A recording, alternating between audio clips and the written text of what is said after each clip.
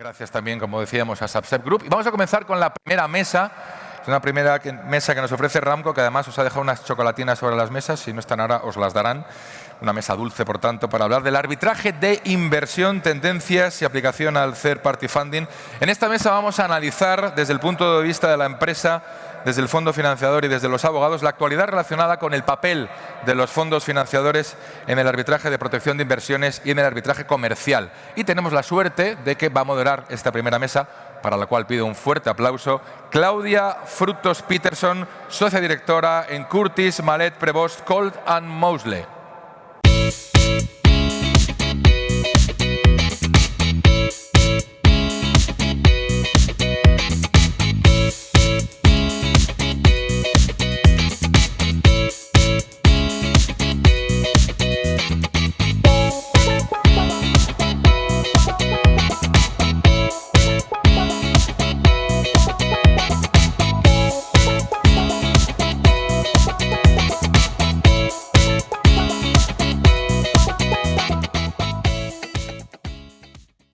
Hola a todos. Yo esperaba que tocaran la parte clave porque quería decir we are on fire. We are on fire with that song.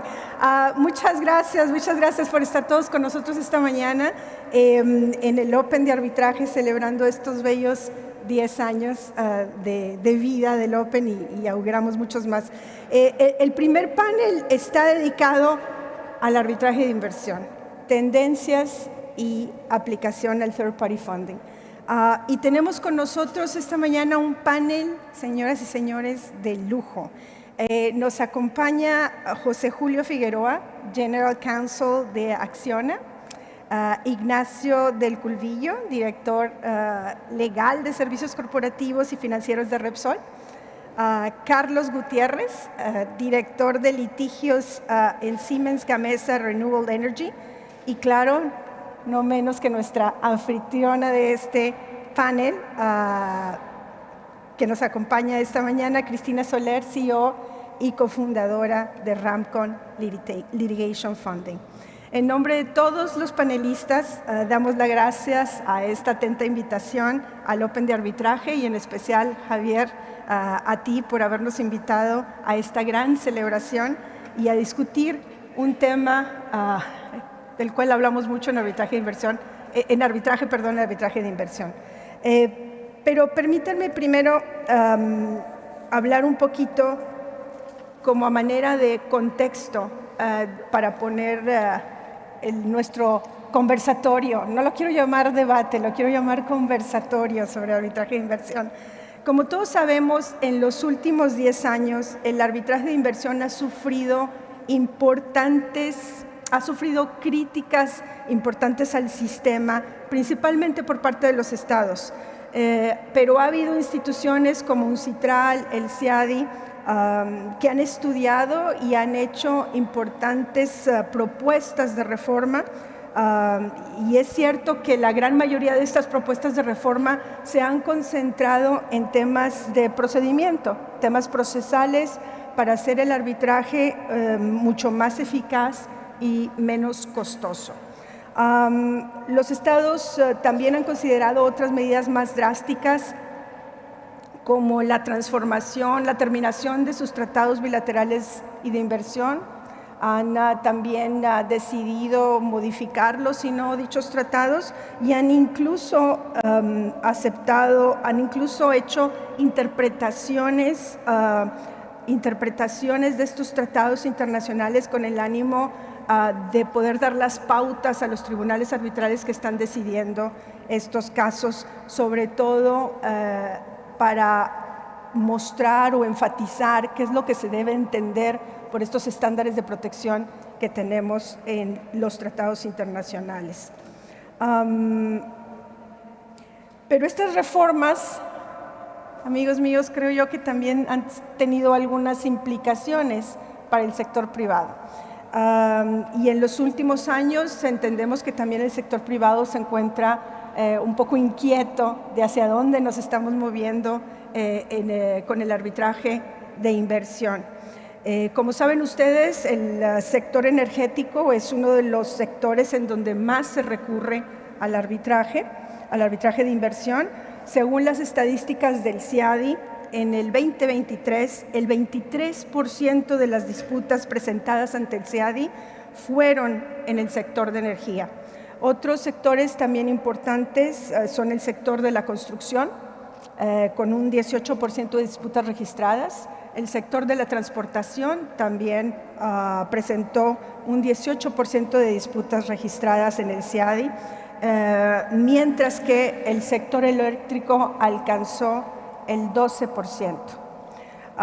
Según las estadísticas de UNCITRAL, a la fecha se han registrado 1.332 casos. En 2020 y 2021 se registraron aproximadamente 80 casos, mientras que en el 2022 y 2023 el número descendió un poco hasta los 60 casos. ¿Qué está pasando en el sector privado? ¿Cómo se ha evolucionado el análisis de recurrir o no al arbitraje de inversión para las empresas, sobre todo en el sector eléctrico, energético? ¿Cuáles son los retos que enfrenta también el sector privado? Creo que estas son algunas de las preguntas que vamos a estar atendiendo en nuestro conversatorio esta mañana. Y atendiendo a esto, yo quería primero empezar un poco con el tema de infraestructura. José Julio, el arbitraje y la infraestructura. En base a tu experiencia, ¿cómo ves la evolución? ¿Cómo ves, cómo se aproxima el tener que decidir o no para una empresa en el sector de infraestructura ir al arbitraje de inversión? Buenos días a todos, un placer estar aquí. Muchas gracias, Claudia. Yo creo que estamos todos de acuerdo que el arbitraje de inversión es y está llamado a ser una herramienta útil para empresas españolas o para empresas internacionales que hacen negocios fuera de su jurisdicción natural. En otras jurisdicciones donde, bueno, pues fuera de nuestro entorno realmente hay más dudas respecto de la aplicación del Rule of Law, hay más dudas respecto de la independencia de los tribunales y el arbitraje de inversión es un remedio al alcance que debería ser parte de la solución y no parte del problema. Para empresas sofisticadas, el hecho de contar con un arbitraje, con mecanismos de resolución de conflictos a través de arbitraje de inversión, es un elemento favorable que se tiene en consideración en una fase previa a la intervención habitual de los abogados especialmente externos, que es la del análisis de la inversión. Las empresas analizan sus inversiones, calibran la rentabilidad que le exigen a cada inversión en función de muchas circunstancias, entre otras, la existencia o no de garantías para poder llevar a cabo o para poder, bueno, acudir de manera efectiva a los remedios que les proporcionan el contrato y los tratados. Lo mismo pasa con los mapas de riesgos, que son otro instrumento que las empresas utilizan para intentar entender cuáles son los riesgos que afrontan y cuáles son los remedios para cada uno de los riesgos. Por tanto, para las empresas es un plus contar con este tipo de instrumentos. ¿Qué es lo que sucede? Que hay muchos obstáculos en la aplicación de estos instrumentos. El primer obstáculo que encontramos desde el ángulo puro de las empresas de infraestructuras, de las empresas de construcción, es el encaje de esta actividad dentro de la inversión. Ya sabemos que el test Salini es algo que está básicamente superado en lo conceptual, pero sujeto a interpretaciones. Una vez que hubiéramos orillado ese primer obstáculo, el de la aplicación del test Salini a la inversión, encontramos otros obstáculos que para mí son 3 factores muy disuasorios para este tipo de resolución de conflictos. El primero son los plazos, el segundo son los costes y el tercero es la ejecutabilidad de los laudos. Y ahí es donde me voy a detener porque creo que es la parte más relevante, los otros son bastante conocidos. Para una empresa, acudir a un mecanismo de arbitraje de inversión no es evidente. Hay muchas razones por las que uno preferiría no ir, comerciales, reputacionales, de costes, de gestión. Iremos hablando sobre ellas a lo largo de las intervenciones. Por tanto, si después de transitar todo ese camino uno se encuentra con un laudo que es difícilmente o imposible de ejecutar, realmente se vacía de contenido ese mecanismo de prevención de riesgos al que aludíamos anteriormente. Si nos remontamos a su origen, estos tratados tienen básicamente como finalidad una relación de beneficio recíproco entre el Estado receptor de la inversión y las empresas internacionales. ¿Qué sucede cuando se vacía de contenido el tratado? ¿Qué sucede cuando los laudos son inejecutables de facto? Bien no sé si hay alguna otra justificación más allá de los meros subterfugios para demorar el pago o para directamente desobedecer. Pues que las empresas van a sopesar eso dentro de su mecanismo de análisis de las inversiones y o bien no van a invertir en el Estado rebelde o van a invertir exigiendo unas tasas de rentabilidad más altas. Y eso, en realidad, es un perjuicio para el Estado receptor de la inversión. Y eso nosotros en el sector de las infraestructuras lo vemos de manera permanente. Por tanto, si tuviera que mencionar un elemento que dentro del sector de las infraestructuras nos preocupa es la ejecutabilidad, y creo que es el momento de intentar apelar a la racionalidad económica más que a los populismos exacerbados que vemos en muchas partes del mundo. Es el momento de hacer números, de darse cuenta de que para encontrar una ecuación que esté balanceada, los tratados de protección de inversiones son un mecanismo bueno para compaginar el progreso de los países y la rentabilidad. Y termino mencionando que a mí me parece que hace falta una reflexión en este sentido y que hacen falta iniciativas más ambiciosas y marcos más sofisticados que garanticen la ejecutabilidad de los laudos. Y en este sentido yo creo que, ya sé que no estamos en el momento más propicio al multilateralismo, pero sí me parece que iniciativas de lege ferenda que pudieran llegar a traer a la mesa algún tipo de aseguramiento del cobro de los laudos, fuera por la vía de la mutualización, fuera por la vía del aseguramiento, en instituciones multilaterales serían un paso adelante. Por supuesto, a día de hoy el único remedio para eso es el litigation funding. Quiero decir, a estas alturas de la película no hay otro remedio, pero creo que se podría llegar a transicionar para llegar a alguna situación de esas características.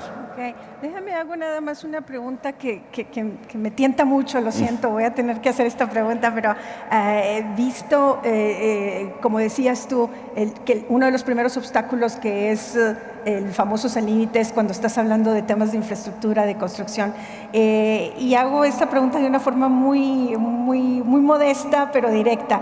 ¿No sería mejor tratar los temas relacionados con las inversiones en construcción desde un punto de vista más del arbitraje comercial internacional?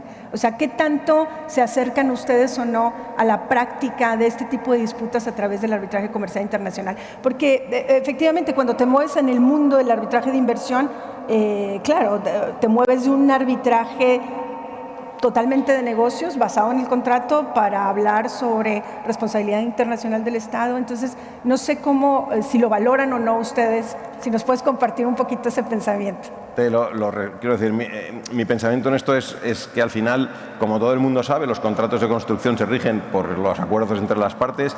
En general, el negocio de la construcción es un negocio muy agresivo y muy competitivo y, por tanto, las condiciones que se vienen aceptando en los contratos de construcción son generalmente en perjuicio del contratista. El reparto de riesgos ahí está extremadamente desbalanceado con carácter general. Sin embargo, cuando uno ve los estándares de protección de los inversores internacionales en los tratados, es evidente que un estándar, por ejemplo, de trato justo y equitativo proporciona un campo de juego más amplio que las estrictas asignaciones contractuales de riesgo. Por eso, en esa medida, nos sentimos, relativamente más cómodos, porque la realidad es que da lo mismo tener un maravilloso laudo si no recibes nunca la compensación que te proporciona. Exacto.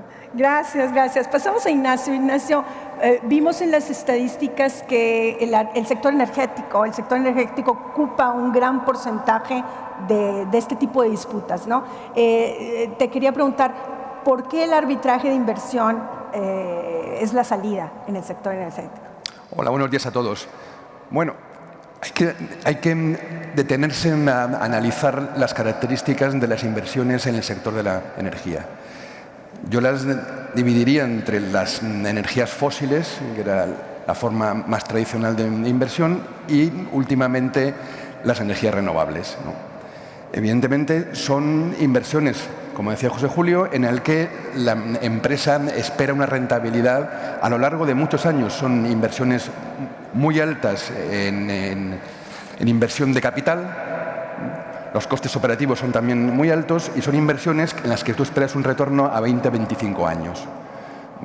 Inversiones, además, generalmente y en específicamente en el sector de los combustibles fósiles, en jurisdicciones que no tienen cierta estabilidad en cuanto a la aplicación del rule of law. Luego, el inversor necesita un marco internacional para asegurar, para tener ciertas garantías. Y apuntando lo que dijo José Julio, tu análisis de riesgos que te permita el tener cierta garantía, como ya he dicho, de que vas a recuperar esa inversión y de que no te vas a ver afectado por cambios regulatorios a posteriori que disminuyan esa rentabilidad. Entonces, ¿por qué el arbitraje de inversión? El arbitraje de inversión está cubierto por instrumentos internacionales, tratados internacionales, que pueden ser bien aplicables a Europa, Carta Europea de la Energía, o en particular entre los Estados, los APRIs o Acuerdos de Protección y Promoción de las Inversiones. Eso, salvo que tú tengas un contrato en particular con el Estado en el que tú haces la inversión, que contenga un convenio arbitral, no vas a poder acudir a un arbitraje. En cambio, si te acoges a un instrumento internacional que incorpore una cláusula específica de sumisión al arbitraje, en este caso de inversiones, sí vas a poder. Y como dijo también José Julio, si tienes un contrato, te vas a tener que alegar los incumplimientos de los compromisos, de las obligaciones contractuales de ambas partes. Sin embargo, cuando tienes un tratado internacional, en este caso un APRI, el ámbito es mucho más amplio. Casos de expropiación, casos de expectativas legítimas, trato justo y equitativo, el fair and equitable treatment. Y vas a tener un foro, una jurisdicción mucho más amable. Amable en el sentido de imparcial. Y entrando ya dentro de los casos específicos y de los foros específicos para el arbitraje de inversión, vas a tener, en teoría, más fácil la ejecución. Fácil dentro del capítulo de lo imposible. O sea, imposible 100% o imposible 50%. En el caso de CIADI, en particular, los laudos son directamente ejecutables, no hace falta acudir a la jurisdicción ordinaria del país en cuestión y te puedes pasear por todas aquellas jurisdicciones en las que el Estado tenga activos para intentar una ejecución. O bien confiar en nuestros fondos de financiación y venderles el laudo. Ok, no voy a entrar al tema en detalle, no tenemos tiempo para conversar acerca de interpretaciones o no de estos estándares, ¿verdad? En el sector energético, pero una pregunta, o sea, en general, Repsol, ¿se siente cómodo entonces haciendo arbitrajes de inversión? ¿Repsol está haciendo esos arbitrajes de inversión? ¿Cuál es la experiencia ya concreta de ustedes? Entrando ya en el caso específico, entrando ya en la arena, podemos decir, vamos, en nuestra experiencia, hay que decir que nunca hemos tenido un laudo. Jamás. Hemos tenido 4 arbitrajes de inversión. Argentina, conocido por todos vosotros, Perú, Ecuador y casi en Venezuela. Pero Repsol utiliza el arbitraje de inversión como parte de una estrategia global para recuperar o para intentar hacer justicia en nuestra inversión, que fue lo que pasó en Argentina. En Argentina se diseñó una estrategia global a nivel jurídico, a nivel institucional, a nivel administrativo, para presionar, que en el fondo es lo que intentas hacer cuando interpones un arbitraje de inversión, intentar introducir un elemento de presión adicional al Estado para que se siente a negociar. Porque entonces es como una utilización también de un sistema de negociación, de sentarse a la mesa, de discutir con los estados. Correcto. En un formato más amigable que las cortes judiciales, inclusive. Sí. Y sabiendo además la exposición internacional que tiene el arbitraje de inversión, especialmente aquellos acogidos bajo el convenio de Washington. Tienes una publicidad en la que el Estado no se siente cómodo viéndose expuesto ante toda la comunidad internacional como un Estado incumplidor. Eso detrae inversiones. Si ese Estado está en negociaciones o es sujeto de financiación por parte de las instituciones financieras internacionales, Banco Mundial, etcétera, etcétera, no se va a sentir cómodo. Entonces, esta estrategia hay que combinarla... Salvo que crea que tiene la razón. Salvo que crean que tenga la razón. Correcto. Exacto. Sí, pero generalmente no suelen tenerla. No lo sé. Ahí podemos tener otro debate sobre ese punto. Pero muchas gracias, Ignacio, por tu punto de vista. Yo ahora me voy a referir, Carlos, viendo un poco también tu background, veo que tienes también conocimiento sobre mediación y que ese es un mediador acreditado, registrado ante el Ministerio de Justicia. Y lo traigo a la mesa no para exponerte, ¿verdad?, aquí ante todos, pero más bien porque me llama la atención ligarlo a lo que está hablando Ignacio en estos momentos. Entonces, para ustedes como empresa, ¿qué piensas del arbitraje de inversión? ¿Le tienes cariño? ¿Lo amas? ¿Lo odias? ¿Es una de esas relaciones? Y siendo mediador, ¿utilizas la mediación en este tipo de disputas? Bueno, vamos a ver. Lo primero es que la posición nuestra, o la empresa para la que yo trabajo... Bueno, primero, buenos días a todos, que he sido muy descortés, me he lanzado aquí. Lo primero es que la posición nuestra como empresa dentro del mundo del arbitraje de inversión es bastante singular. Y singular, primero, porque no es plural, y segundo, porque es sui generis. Y es sui generis en el sentido de que no somos una empresa que pueda considerarse que realiza inversiones en el sentido de una empresa de infraestructuras, una empresa energética en sentido estricto, ¿no? Somos una empresa fabricantes de aerogeneradores, vendemos tecnología, pero no hacemos esas actividades de inversión. Entonces, nuestra relación con los estados es buena. ¿Hemos acudido a arbitrajes de inversión? Sí, alguna vez, y luego, si tenemos un minuto, os contaré una experiencia que creo que puede ser interesante, sobre todo al hilo de lo que comentaba Julio, como un grado más de protección que te puede otorgar el Tratado Internacional frente a la legislación de aplicación en el país destinatario de la inversión, ¿no? Pero atendiendo a la pregunta que me haces relativa a la mediación o a otros métodos cualesquiera alternativos al arbitraje, yo creo que está constatado que en el arbitraje comercial, en las relaciones comerciales a las que antes hacía referencia, es absolutamente viable, factible, es un método absolutamente adecuado en el que se encuentra siempre una solución, probablemente la mejor solución que las dos partes de común acuerdo pueden llegar a alcanzar, evitando pues siempre la intervención de un tercero, y esto no tiene por qué no tener cabida en las relaciones entre los inversionistas y los estados. Es verdad que tendrá sus particularidades, pero no tiene por qué ser un elemento extraño, un elemento ajeno a todo esto.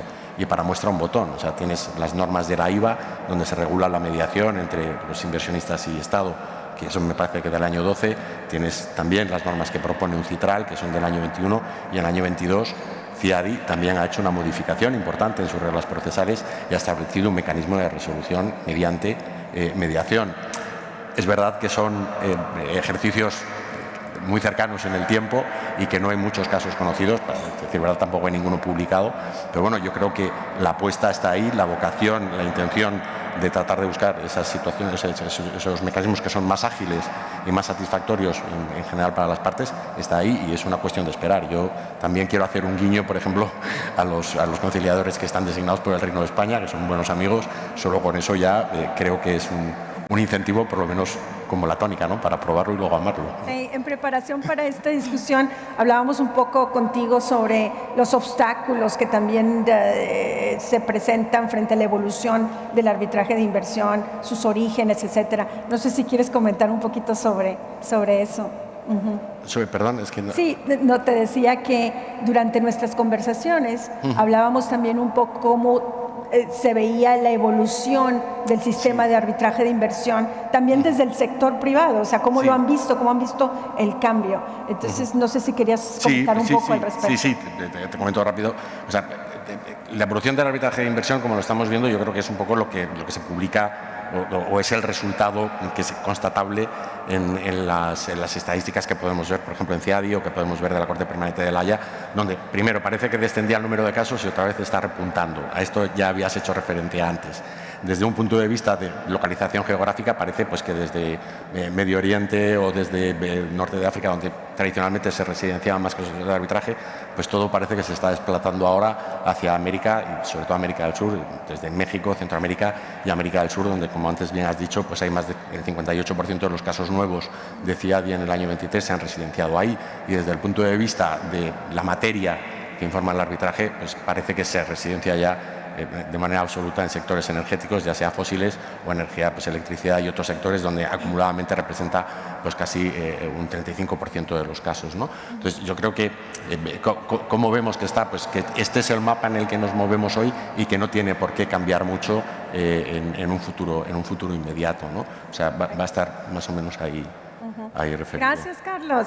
Cristina, sigues con un tema que es también de bastante debate en el arbitraje de inversión, que son los third party funders. ¿Qué tendencias ves hoy por hoy en la industria de third party funder para el arbitraje de inversión? Bueno, primero, buenos días a todos y muchas gracias, Claudia. Un placer estar aquí. Bueno, como mis compañeros panelistas han explicado perfectamente, los arbitrajes de los conflictos entre estados, receptores de inversiones e inversores extranjeros dan lugar a disputas sofisticadas y complejas que tienen su acomodo en arbitrajes de inversión que son muy atractivos para third party funding, tanto desde el punto de vista del financiador como desde el punto de vista de los demandantes. En 2003 hemos observado dos tendencias fundamentales. Una, el incremento de los arbitrajes internacionales en general y sobre todo arbitrajes de inversión en el sector energético, sobre todo en Latinoamérica, y una segunda tendencia en paralelo que ha sido el incremento del third party funding en el arbitraje, que ha tenido ya un profundo arraigo tanto en el arbitraje comercial como en el arbitraje de inversión. Y así lo evidencian las estadísticas del sector. Por ejemplo, en la encuesta del Global Arbitration Review, las firmas han reportado 208 casos financiados en 2023 frente a los 198 casos de 2022. En la encuesta que llevamos a cabo en Ramco con la Universidad de Sade en enero de 2024, el 55% de encuestados habían acudido al third party funding en arbitrajes, incluyendo arbitrajes de inversión del sector energía. Y si acudimos o tomamos en consideración las estadísticas del CIADI, de 329 casos activos en 2023, el 42% son arbitrajes de energía, del sector energía o relacionados con la energía. El 40% de ellos se localiza en América Latina y 20 de ellos han sido recientemente objeto de financiación debido a su complejidad y a los altos costes. Vinculado al anterior, ha habido, como he dicho, este incremento del third party funding, básicamente por tres motivos. Desde el punto de vista del demandante, todavía cobra más sentido la financiación, primero por tratarse de casos complejos, sofisticados, con informes periciales complejos, equipos de alto valor añadido. Por tanto, es una herramienta, sin lugar a dudas, para mitigar riesgos y costes. En segundo lugar, aparte del financiador, además de dar o de proveer con soluciones financieras flexibles, aporta un conocimiento específico y especializado en el arbitraje. Y este punto es indispensable. Aporta un gran valor añadido, ya sea desde un punto de vista de estrategia como en aspectos como la ejecución de los laudos. Un financiador experto en arbitraje y experto en haber participado en casos financiados en los que han habido ejecuciones de laudos puede aportar y puede permitir que haya desde equipos especializados para localización de activos y puede dotar de recursos para que haya un esfuerzo multijurisdiccional. Qué duda cabe que uno de los desafíos de este tipo de arbitrajes es la ejecución de los laudos. Después de la época post-ADMEA, los arbitrajes intracomunitarios, los laudos intracomunitarios es un desafío, la ejecución, y luego pueden dar lugar pues, a diversos procesos de ejecución que pueden tener larga duración en el tiempo. En tercer lugar, destacaría que ha habido una evolución de las herramientas o de las estructuras de financiación.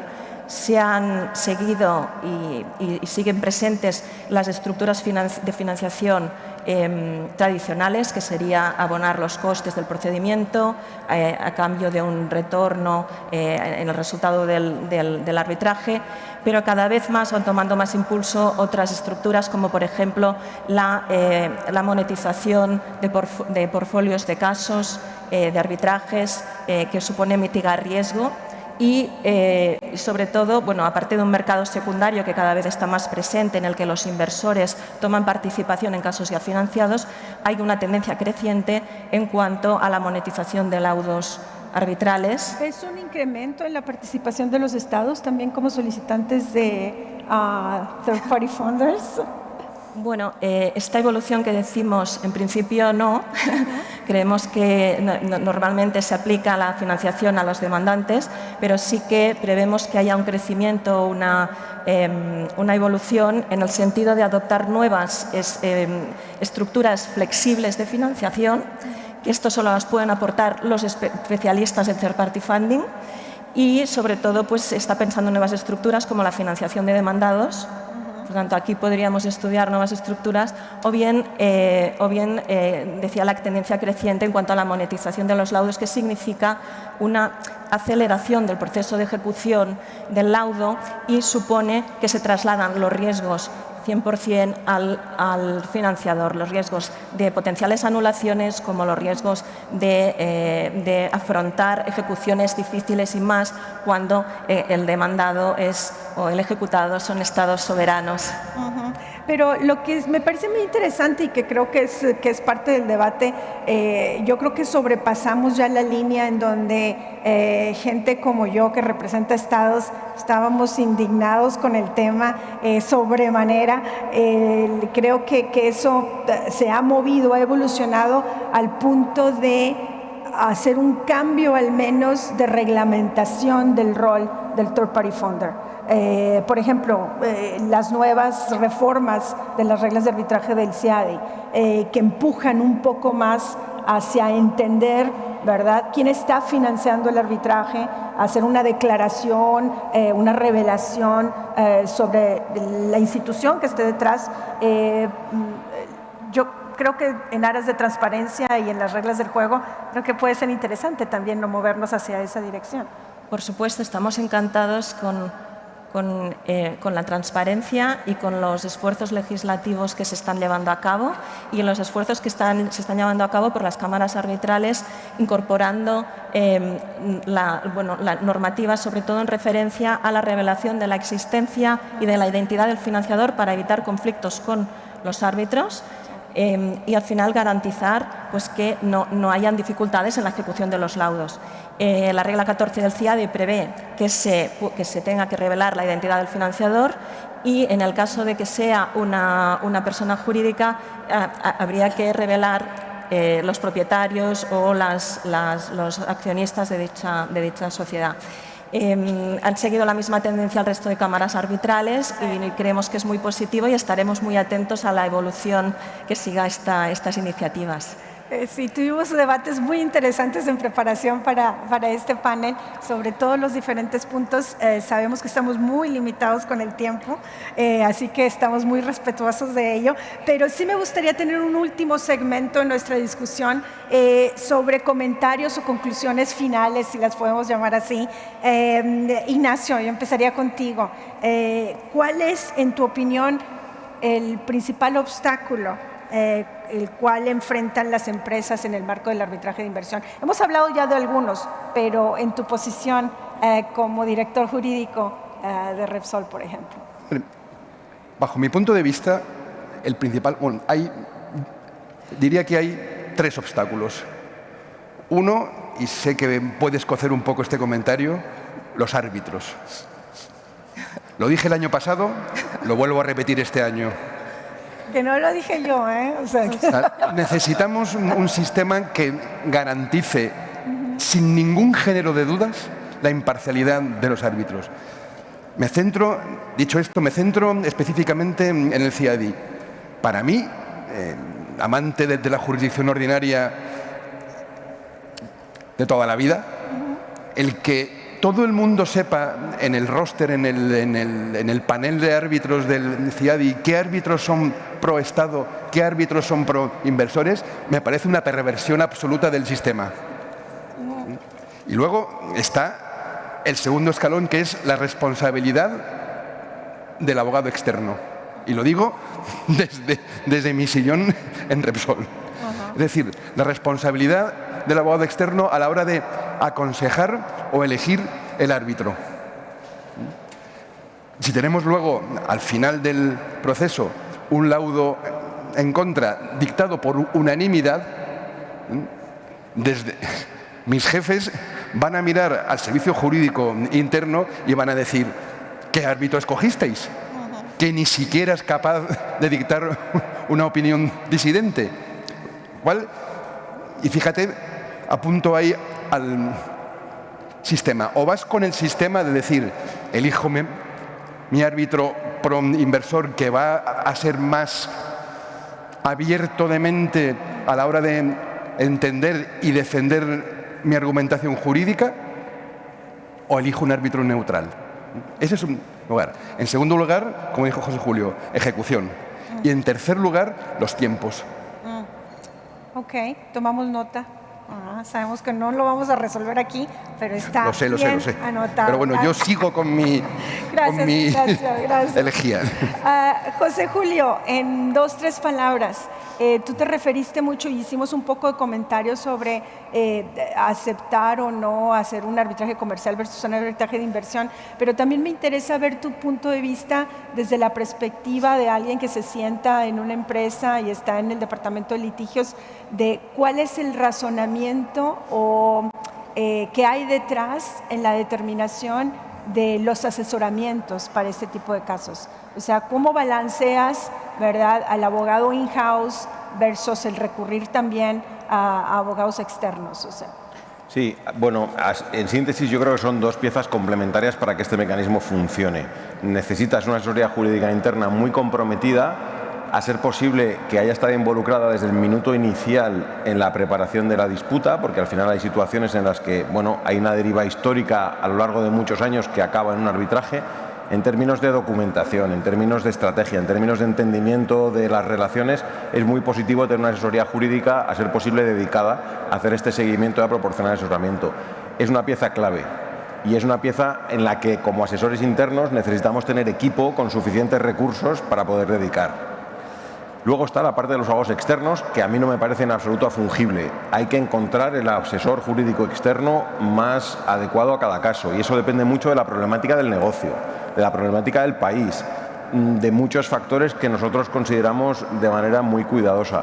Así que me parece que es hay luego muchas decisiones, si quieres, procesales o de fondo muy relevantes, pero estas dos decisiones, igual que, como decía Ignacio, la selección de los árbitros, condicionan absolutamente el devenir del arbitraje. Si de verdad nos creyéramos que incluso hay alguna posibilidad de llegar a algún tipo de mediación que evite el conflicto desde su momento inicial, ahí también sería clave contar con asesoramiento jurídico. Siguiendo con las herejías, yo me declaro completamente escéptico de los mecanismos de mediación en sede de arbitraje internacional. Creo que hay un incentivo totalmente perverso para el Estado en ese sentido, pero bueno, es una... En fin. Bueno, pero era justamente lo que le iba a preguntar a Carlos a manera de conclusión, en el sentido de verdad, ¿aprecias o crees, consideras que hay de verdad una pauta para estos métodos alternos de solución de controversias en temas de arbitraje de inversión? Yo lo veo complicado. O sea, el interés público que prevalece en la defensa del Estado, y bueno, pues, si te vas a números, todo parece indicar que la mayoría de los laudos en materia de arbitraje de inversión son favorables a los intereses del Estado, porque frente al número de casos que se reconocen la protección del inversionista, precisamente por esa situación de prevalencia de la soberanía y prevalencia del interés público, ¿no? Entonces, poner esto en juego en sede de una mediación o en sede de un mecanismo de resolución absolutamente autónomo, donde no va a haber la intervención de un tercero que pueda establecer una directriz, yo creo que no es tarea fácil, pero bueno, dentro de la herejía pues también hay que creer un poco en la utopía, ¿no? O por lo menos tener el sueño y creer que es algo factible. Pero no hay que ser tan pesimistas, ¿no? No, un poco lo que decía Ignacio al inicio de la conversación. Parto de donde estamos. Es verdad que, primero, creo que no ha habido tantos casos. Si atendemos, por ejemplo, a CIADI, lo que hemos visto es que ha habido muy pocas conciliaciones en toda su historia, y los casos por lo menos que se hacen públicos respecto de conciliaciones son muy pocos en relación con los que pues, son el mecanismo heterónomo de resolución, ¿no? O sea, lo que es el arbitraje puro. Eso de una parte. Dos, es verdad que se está haciendo ese intento de introducción de mecanismos que agilicen, que hagan más sencilla, más eficiente la resolución de la disputa, y desde luego una apuesta clara y decidida es la mediación, como pueda ser también pues el procedimiento de comprobación de hechos. Sí. Dos, pero tres, también es verdad que las modificaciones que se han hecho dentro de las normas procesales son muy recientes y no hay casos y tampoco están publicados. O sea, yo creo que elementos hay, vocación, intención hay. Partimos de un histórico con una mochila pues que pesa mucho. No, esto no es ser pesimista, ¿eh? No, y estoy totalmente de acuerdo con tus comentarios. Lo digo más en tono de provocación. Pero lo que sí es cierto es que revisando las estadísticas de UNCITRAL, vemos que hay un porcentaje considerable, no lo recuerdo exactamente ahorita, pero alrededor de un 17% de casos que se resuelven de manera amistosa, tal vez habiendo ya empezado el litigio, tal vez yendo hasta la audiencia, ¿verdad? Esperando ya el laudo por esos tribunales arbitrales, y aún así las partes se sientan a transar el caso. Un poco en lo que tú decías, Ignacio, eso es a lo que quería motivar, el optimismo, que a pesar de irnos a estos casos que son complicados, complejos, que duran mucho tiempo, hay ese rayito de luz al que se puede llegar a una resolución. Pero por supuesto, todos esos motivos que se consideran que son perversos respecto a la institución del arbitraje, como pueda ser el tiempo, como pueda ser el coste, como pueda ser determinadas, pues a veces es precisamente el incentivo para transar, ¿no? O sea, claro. Pero exactamente igual pasa en el arbitraje. Claro, pero el incentivo es inverso para el Estado, ¿no? Quiero decir que el Estado no tiene ningún interés en una resolución rápida normalmente de la controversia, y hay otro elemento que a mí me parece significativo en esto, y es que en muchos estados existe responsabilidad personal del oficial público que asume el llegar a ese tipo de acuerdo de entendimiento, con lo cual es que no hay un incentivo real a esa situación. Sí. Y seguramente debería haberlo, pero yo no sé cuáles son las estadísticas, por ejemplo, del éxito de los cooling off periods, pero si uno lo analiza, yo no creo que haya habido ninguna situación en la que el cooling off period haya hecho más que, bueno, ganar 6 meses o 9 meses, los que sean en cada caso, para el Estado, ¿no? Sí. En mi experiencia, el cool down period de los 6 meses nunca ha servido para nada. Y un apunte más en cuanto al timing del arbitraje de inversión, y es que le afectan los cambios políticos. Cuanto más dure un arbitraje, más oportunidades hay de un cambio político en el Estado y de un cambio en la visión y en la perspectiva del caso en concreto.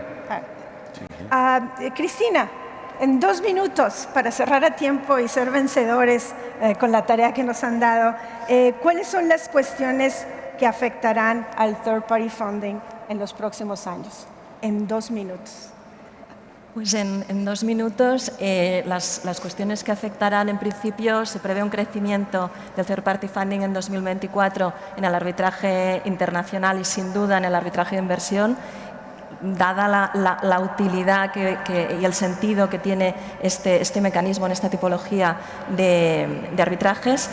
Y por 3 razones, básicamente. Primero, por la situación económica o macroeconómica internacional. Segundo, por la mayor aceptación y comprensión por parte de empresas, de particulares y de los demandantes en general de este mecanismo. Y después, por la evolución que sufrirán las estructuras de financiación, que irán tomando, como ya hemos visto este año, estructuras más sofisticadas, junto con contratos de seguros, financiación de demandado y monetización de laudos arbitrales.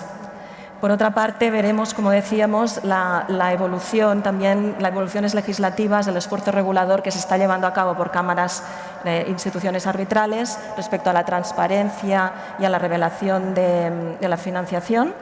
y veremos cuál es la situación también en Europa a raíz de la directiva, de la propuesta de directiva de septiembre de 2022 que ha recibido críticas por parte del sector y que actualmente la Comisión Europea se encuentra en un proceso de mapping viendo si es necesario o no esta regulación y en qué sentido, y estaremos muy atentos el próximo año a lo que pueda suceder también en este aspecto, en la regulación del third party funding. Muchas gracias. Muchas gracias a todos. Excelente conversatorio. Espero que ustedes lo hayan aprovechado, disfrutado como yo. No quiero terminar, y me quedan un minuto, para decir que como parte de nuestra preparación para este conversatorio, también hablamos de otras cosas fuera del arbitraje, hablamos de la música. Gracias, Javier, por invitarnos también a ver ese lado positivo de la vida, la música, hacia donde nos lleva. Y nosotros hemos formado un playlist, acá tienen el QR, los invito por favor que lo bajen, está hecho con mucho cariño, con música de los 80s. Hay quienes aquí, por ejemplo, trataron de decir que no les venía muy bien esa época, que eso, que qué era, que los 80s, pero fueron motivados para hacer un recordatorio o a ir a preguntar a alguien que de los 80s que le diera algunos tips. Por favor, descárguenlo. Este es el playlist de Ramco para este panel en el cual nos hemos divertido mucho. Y también, Ramco, agradecerles también por su pequeño detalle, ¿verdad? Vamos a repartir, Ramco repartirá unos chocolates para toda la audiencia para celebrar estos 10 años. Felicidades al Open de arbitraje y seguimos con muchos éxitos. Gracias. Muchas gracias. Oye, muchísimas gracias. Teníamos claro que una mesa que iba a moderar Claudia iba a tener sus frutos, iba a dar sus frutos, como es lógico. Chocolatinas para empezar y para endulzar la jornada. Y Cristina, muchísimas gracias por ese código QR. Vamos a poner el código QR otra vez porque veo gente con el móvil que no le ha dado tiempo a capturarlo. Así tenemos un buen recuerdo desde Spotify de esta lista de Ramco. Muchísimas gracias a los 5 y sobre todo por ceñiros a los tiempos. Gracias. Gracias.